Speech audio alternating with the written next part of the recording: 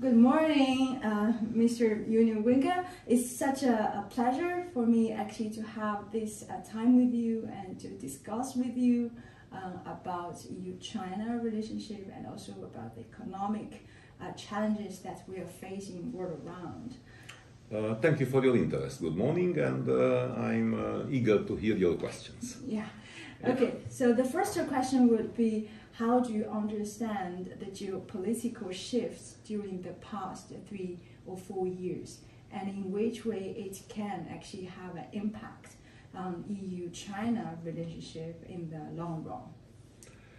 Look, I think we can start off our realities, because we have some common realities, and also between the EU and China there are some differences. And I would say that we are in 3 crises which are overlapping, because we have the climate crisis, which is a global crisis, of course. Then we have the COVID, which was a very, very difficult period in our lives.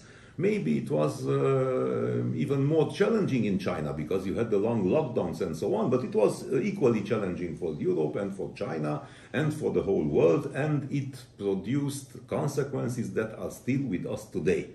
On the global supply chains, on how trade is done, on how investment is done, and so on. And then we have the 3rd crisis, which is, of course, the war in Ukraine, the Russian aggression to Ukraine, which again has global consequences. But you know, like in trade, the consequences of the war also are dependent of the geographical distance. So we are suffering more, Europe, than the United States, or than China or Asia in general. So this is the setting. In this setting, we have hoped, maybe if you ask me 2 or 3 years ago, we were preparing the investment agreement with China. We just had the geographical indications agreement, for which I was a rapporteur here in this parliament. And we had a degree of optimism about having more reciprocity with the Chinese economy, to have more level playing field for the European companies in China, and to have better conditions. I mean, to have reciprocity, because the European market is open for the Chinese companies and for everybody who wants to do business with Europe. We are open. Of course, we have our rules.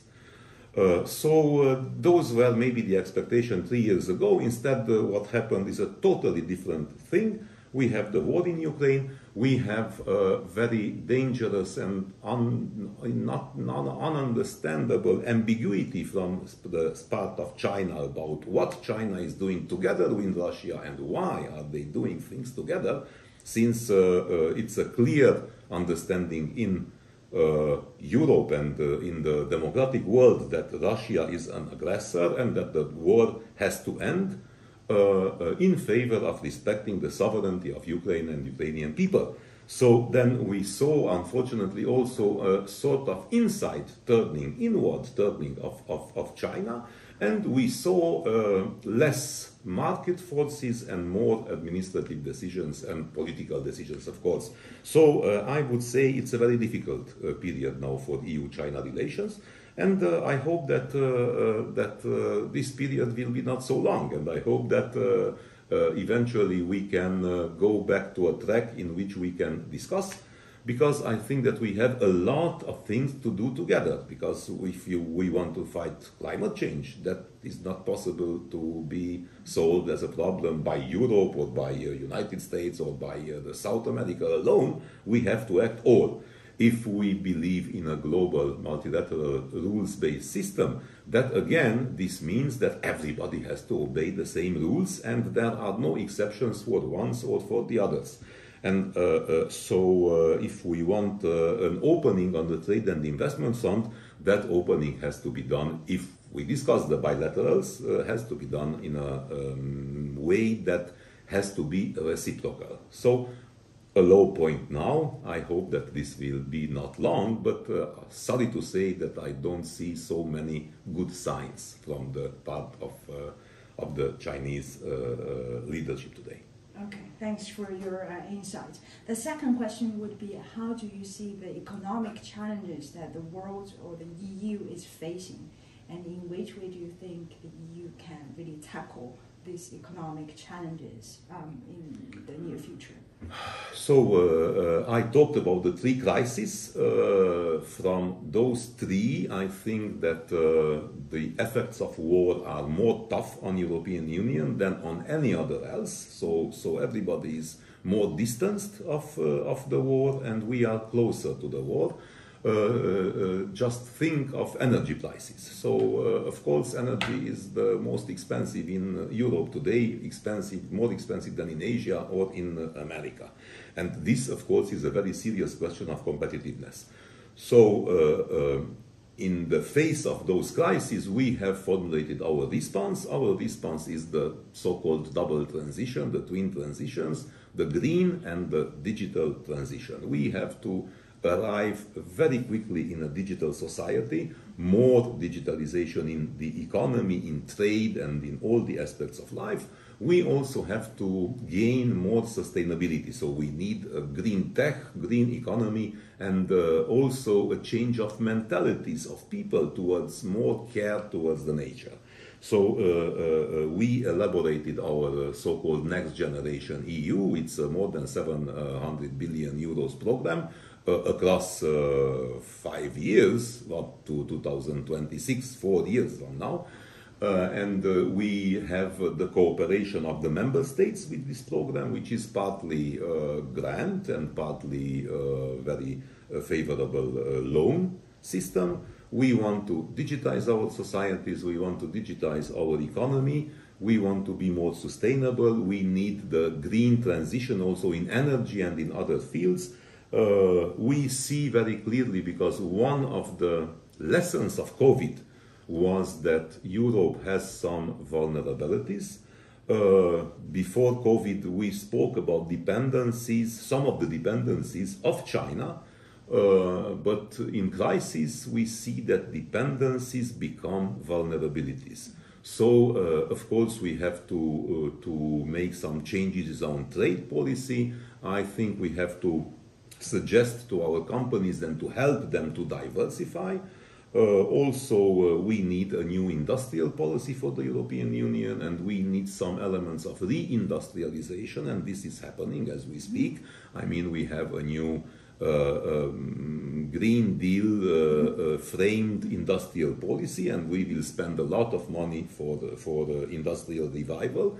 And also we have lots of measures which are meant to make us more autonomous and more powerful on the world of global trade. So, of course, we support the WTO, and we very much support the multilateral trading system. But in the meantime, we see that there are problems in the WTO. I will not enter into details, but there is a sort of standstill in the multilateral trading system world. So what we have to do, and we have already done, is to have our unilateral tools. We have a toolbox starting from investment screening up to things that are linked with values, with our universal values in which we believe. For example, instruments linked to forced labor, instruments linked to economic coercion, and so on. All those trade instruments are country neutral, so we build instruments without naming one or the other of the countries. We are naming all our trade partners. If you wish to do trade with the European Union, then you should obey some rules. You should respect some rules, and those rules are country neutral. So this is what we do. I think it is very challenging. We have also a competitiveness problem, which does not arrive only from the energy prices, but also from other underlying transformations that we have to undergo. But I think that that we have also many strengths which will help us navigate these twin transitions and arrive by the end of the decade, at the end of the year 2020, arrive to a very stable, very competitive, sustainable economy which works for the people, because that is very, very important. Our market economy in Europe is a social market economy. So we always have to take care of people, of communities, and do not let the people to pay the price of transition. It's the European Union and the governments together that have to support the transition and support the people who need help. Yeah, thanks for your insight. The last question would be, so you mentioned digitalization of the European Union in the near future, and also a lot of Chinese companies, SMEs and startups, and also some bigger size, they are very specialized in this field. So do you think there will be some also other opportunities actually to seek for some cooperation between the Chinese business, from the Chinese researcher community, like with the European actually society? Look, we have the most open economy in the world, and we are attractive as a bloc because we are 4.5 million consumers, people who have a very good standard of living in general and who can spend a lot. So we are interesting as a partner, we are interesting as a market, and we are interesting as future evolution. In the same time, we are a democracy, and this is very important to understand. I think that European people have to do a lot to understand China, but in the meantime, Chinese people have to do a lot to understand Europe, because Europe is not simple. Neither is China, but Europe is not simple. We are a democracy called the European Union, which consists of 27 democracies, because each of our member states and each of our societies are democracies. We have our specific rules, and many talk is about the fact that we have been maybe for a long time very naive, because we have been so open and our openness has not been reciprocated. We have, for example, free trade agreements with a lot of countries in the world, starting from Canada to New Zealand and Australia. Australia will be finalized in the coming month.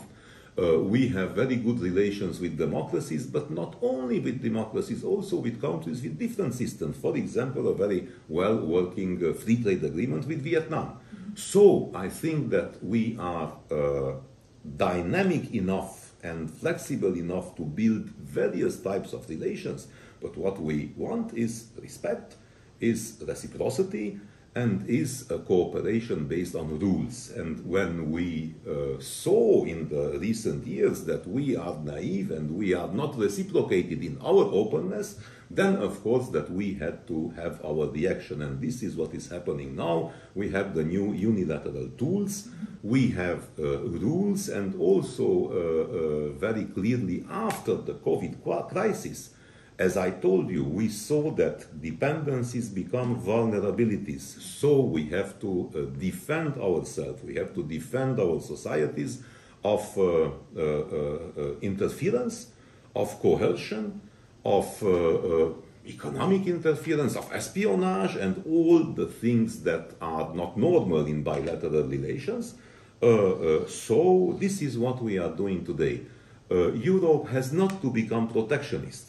That is very important, but Europe has to feel the trends of what is happening today globally, and we are doing this. We are doing this now. So I think there is a lot to do on behalf of our partners about understanding Europe, understanding the reasons why we feel that it's so important democracy is our basic value, and the European Union is not only a trade, an FTA between 27 members. No, this is a union built on values and on democracy. So this is what we will continue to do. I am optimist about the future of the global system, but I'm not so optimistic today than I was 3 years before. So now my optimism is less. I hope that the following years will not go on the path of escalation of tensions, but will go eventually on the path of more dialogue, more mutual understanding, and more cooperation in the world. Yeah, okay. Thanks a lot, MEP Wenke. Thanks a lot for your insight. It is very important and interesting for our Chinese audience and the audience in the world to understand actually a European perspective. Thanks you for asking, and thank you for this discussion.